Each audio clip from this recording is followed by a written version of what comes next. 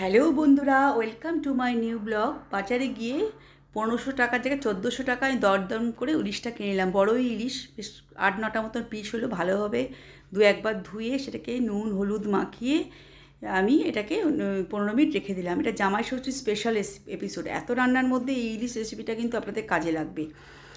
দুটো টমেটো, আমি এখানে 4টে মাছেরই সর্ষে ইলিশ করেছি, বাকিগুলো অন্য পদ করেছি। দুটো ভালোভাবে কড়াই তেল দিয়ে, সর্ষের তেল দিয়ে বেশ খানিকটা দুটো মাছ আমি ভালো করে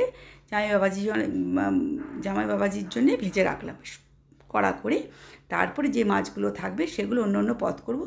4টে আমি সর্ষে ইলিশ করবো, তার জন্যে আমি দুটো টমেটো নিয়েছি, 1 চামচ সর্ষে, 2 চামচ পোস্ত, 3টে কাঁচা লঙ্কা, অল্প নুন হলুদ, 1 পিঞ্চ চিনি দিয়ে অল্প জল দিয়ে ভালো করে পেস্ট বানিয়ে রাখলাম। আর যে তেলটা বেঁচে থাকবে মাছ ভাজার পর, সেই তেলটা সবটা তো লাগবে না, কিছুটা তুলে রাখলাম।